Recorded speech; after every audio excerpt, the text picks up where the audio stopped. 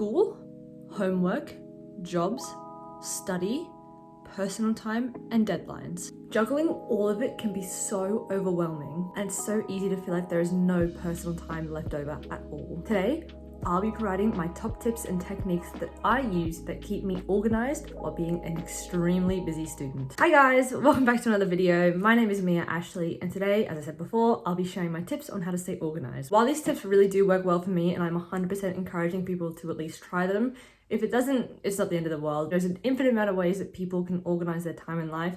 I'm just sharing what works well for me. The first tip that I have is to organize a planner or journal or whatever it may be that you actually enjoy. The biggest decision that you have to make first before you even start doing this is if you are a digital person or a physical person. 100% you can be a mix of both. You can organize, something digitally and then print it out, or you can draw something or write something and then scan it to have it digitally. So you don't have to be either one, but I feel like the biggest thing that people feel like they have to do is to choose one and stick with it, which isn't true, but most people do. For me, I am a big enjoyer of digital planners. It is a lot easier for me to organize all of my thoughts really clearly and really succinctly, and then have different categories for it if I want. With physical planners, I feel like everything that I write, it's kind of hard for me to change, especially if I write in pen.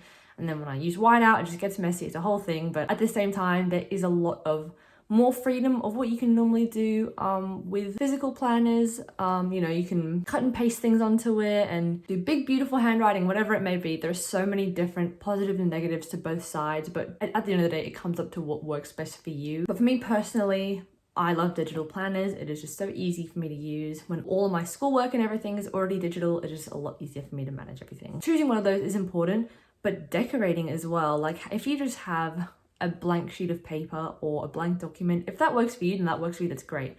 For me, I like making it a pretty place that I want to come to. So on my digital planner that I think I've shown you guys a bit of, I have lots of pink and lots of flowers and different things that I actually enjoy because it makes me want to go onto it and it just makes it look better. But that is my first tip, is get something that you actually like to work in and and that works well for you as well. My second tip is to manage your time, and I know that managing time is something that so many people talk about, but they never actually kind of show you how to do it. Like I feel like especially teachers, I know a lot of teachers just say, just manage your time and, you'll be an A student.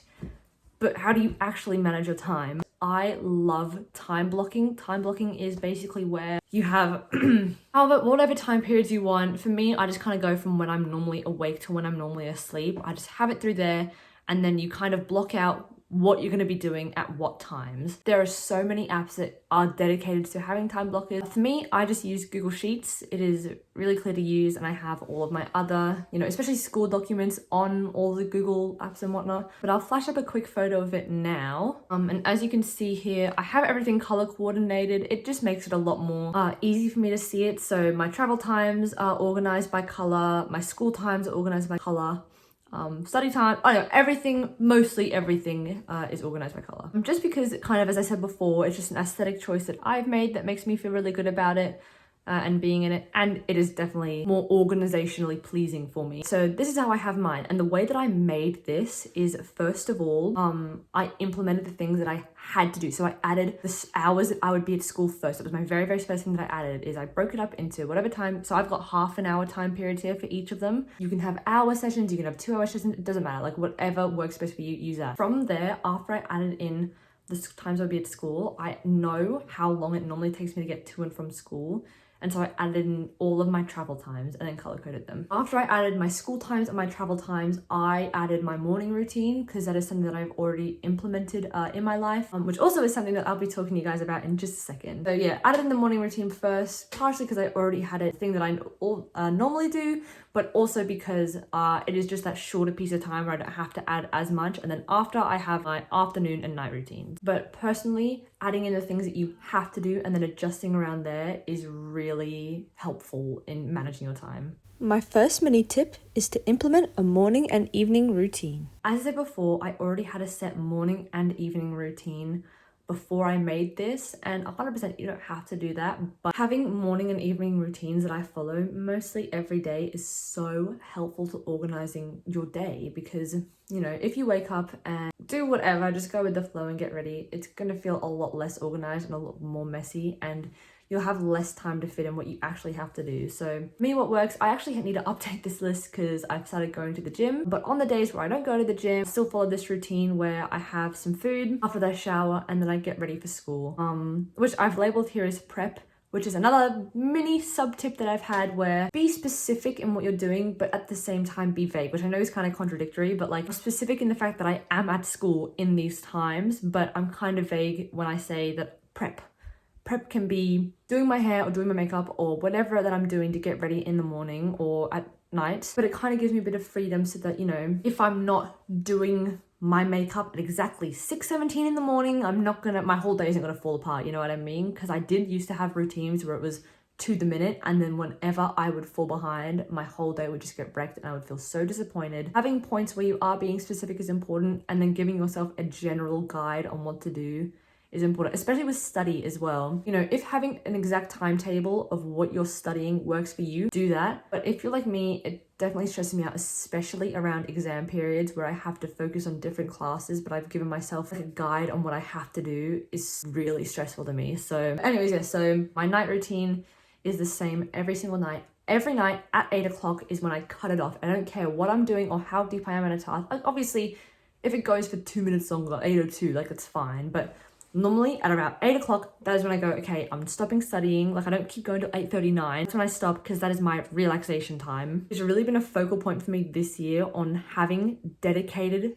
relaxed time, because it is not something that I've prioritized for so many years, and I would get so just really burnt out and I wouldn't be able to do anything because I was feeling really crap. But having dedicated relaxed time to do anything guilt-free is so important, because something I would do so often is I would relax and I would be scrolling on my phone on, you know, Instagram Reels or whatever it is, and I would just feel so crap. It wouldn't really be relaxed time because the whole time there's a little voice in the back of my head that's going, oh, you could be studying right now, or you could be cleaning right now, you could be whatever it is. And I never got to actually wind down. But 8 o'clock, having time where I guilt-free just relax. If I watch a show or if I do scroll even, it is my guilt-free time to just chill for that hour. And if you need more than an hour to relax, take more than an hour. If you need less than that, then take that, go ahead. Like it varies, but for me, that is what I need. And so that is what I take guilt-free. Is so, so, so important. Have guilt-free relaxed time in your day. Journal it in, it doesn't matter what time. If it's from 6 to 7, take that. Like honestly, whatever it is. Which this also does bring me to my next point, adding in beneficial habits gradually. For me, something because I have tried to organize my life 100 times before and it ends up falling apart by the end of the next day. But it's because when I would go, okay, I am going to organize my life now, I would try to add in 50 new habits that I would do, and it would just fall apart because I would try to, you know, meditate and then exercise and then yoga and then this and then and keep going on, and I would get so overwhelmed, and honestly I would get bored of it because I'm like, I just don't want to do this. Like it's not enjoyable to me. And especially how much, like if you try to do an hour of exercise on your first day of starting to exercise, it's probably not going to work out. You have to be realistic with yourself when you're setting yourself habits, because habit setting is a great thing. I love setting habits. It is so good, but doing it gradually is so important, and adding that into your timetable is so important. Where if you do want to start to do yoga is such a good practice, or exercise or whatever it is, adding that in slowly. Start your week out with, you know, 15 minutes in the morning, and then next week do 20 minutes, or then add on to it. Or even if you start with 5 minutes and then just slowly add on to it, like whatever it may be, adding slowly until you get to the time that you want to do is so much better than just jumping there straight away. Because if you jump there right away, talking from experience, it's not going to work out. Unless, you know, if it works for you, it works for you, but it doesn't work for me, and it didn't work for me, and it hasn't worked for me until I have gradually done it. And finally, my biggest point around managing your time and time blocking is to be flexible. I know a lot of people that I talk to when I say, you know, time management is their big thing is, I can't, you know, have a timetable because I have work and my work shifts change. 100% I get it. Like personally, I don't have a job, but I do understand like not having certainty in your week and having things that change where you have to be somewhere. And honestly, it is tough, but I think having like being flexible, you know, if I've journaled in for a Tuesday afternoon that I'm going to study from 5 till 7, but I have a shift from 4 till 6, I'm not really going to be able to. But just understanding that and allowing myself a little bit of time to do the things that because, you know, jobs are important. You need to do that. So I think just going into it with the mindset that if I can do it, I will do it. But if I need to change it, then that's okay. And that's something that I'm still learning. I'm not good with changing my timetable and fixing things up, but if I have to do it, I have to do it. Like, I did this thing the other day that was really inspirational to me, actually, because I definitely am really bad at doing this, but it was something along the lines of, you know, if you're carrying a drink that's filled to the brim and some of it tips out, you don't just dump the whole thing out, do you? You keep going with what you've got. And I think that really is reflective of your day. You know, if you've missed out on time that you could have spent doing something, you know, like having to work when you could have been relaxing or studying or whatever it could be, you don't have to spend the rest of your day doing nothing, you know, like, and working is something, like, it is valuable, you know, spending time doing that is important. But when you get home after you relax, get the study in there that you could have, you know, if you've got half an hour to study, there's still half an hour, you know, if you have 10 minutes to study, that's still 10 minutes more of study than what you would have done if you just dumped out the cup, you know what I mean? But my biggest point for time management would be time blocking. If time blocking doesn't work for you, then there are so many alternatives. Like, what works for me doesn't have to work for you, you know. 100% I would research it in trial and error. I've just found that works really well for me. If you would like to, some alternatives to look into could be task batching, where like doing them at the same time. That works really well for habits when you're trying to start a new habit. So for me, in the morning, doing my skincare was something that I really struggled with because I just couldn't be bothered or forgot or anything it could be. So for me, what I did is I made sure that I would wash my face in the shower so that right after I get out of the shower, I can put on the rest of my skincare. And just doing that when it's already convenient for me to do something, adding that in makes it so much easier. Another tip could be, you know, like not time blocking, but setting a period of time where you work on one task, like during any point of your day. So it doesn't have to be, you know, I don't know, I'll clean my bedroom at 6 o'clock at night. You know, instead of that, setting a 20-minute timer to clean up as fast as you can and doing as much as you can, you know, obviously doing the best work you can, but setting a set time to do it instead of a set time of day can definitely help. I know I do it sometimes in the morning. Something I've noticed a lot that I do is I scroll a lot in the morning when I wake up. So something that I try to do is I go set a 1 hour timer and go, I'm not going to touch my phone or my screen at all for the next hour.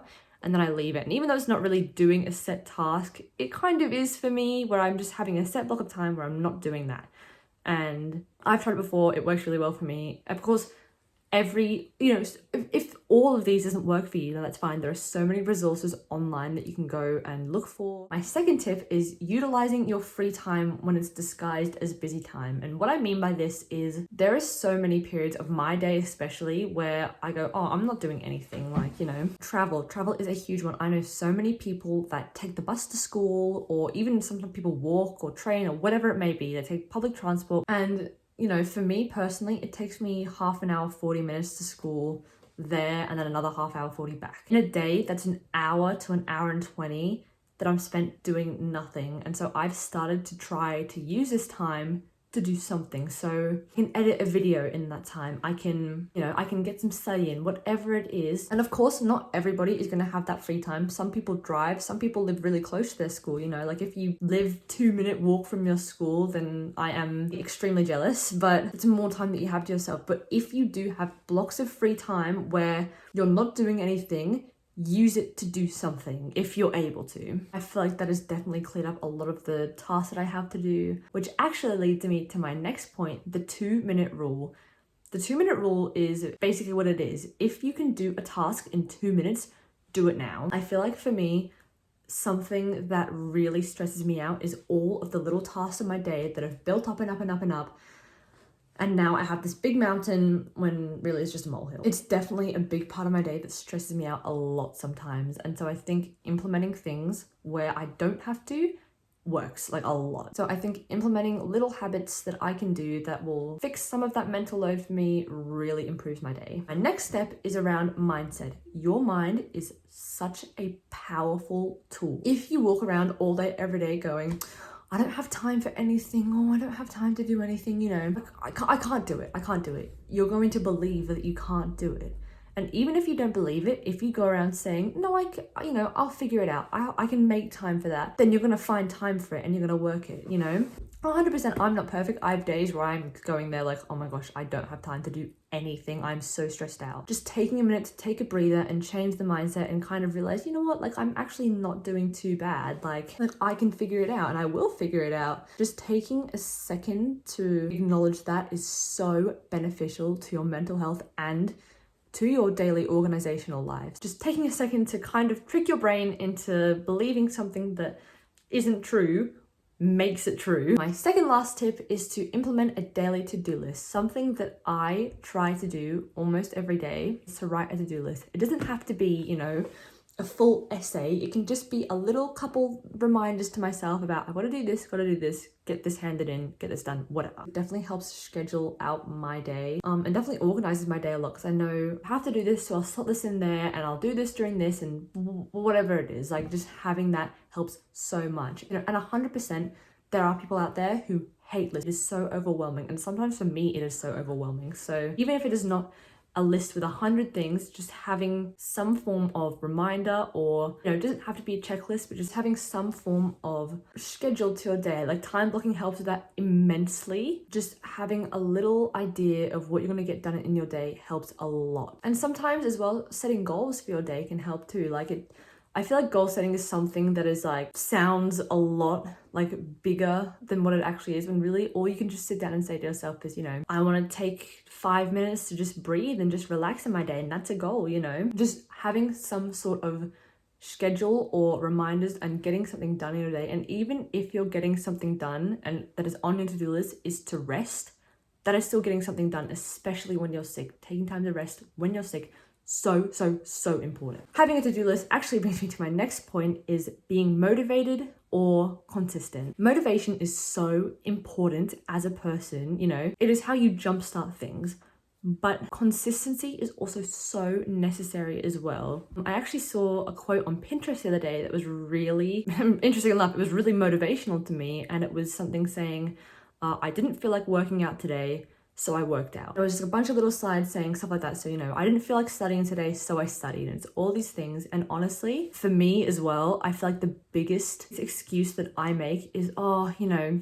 I'm just not motivated. I just don't feel like it. Like, you know, I just can't right now. And I know I make excuse after excuse myself so often, but making sure you're being consistent over being motivated, because who really wants to study? Who wants to work out? You know, 100% there are people that love it. On the days where you're tired and feeling rough, no one wants to work out, you know? No one wants to do anything other than sit in bed and watch a show or scroll or whatever it is, you know? I do want to mention there as well, if you are overworking yourself, rest is so necessary. Let yourself rest. But if you're not studying or, you know, focusing on any of the habits that you want to do because you find them beneficial, I would take a second to think, am I needing rest or am I making excuses? Because I know something that I struggle with is finding a balance between resting sufficiently and making excuses for myself. But 100% I feel like consistency is so important. You definitely need motivation to get started, but after you've started, consistency is what keeps you going. Stay consistent. Achieve your goals, because you can't achieve anything without staying consistent. Anyways, thank you guys so much for watching. It is always such a blessing sharing these tips with you, and I really hope that you found something inspirational or helpful. But yes, please like, subscribe, and drop a comment below if you have any techniques that you use really well that I haven't mentioned in this video. But thank you so much for watching. Bye guys.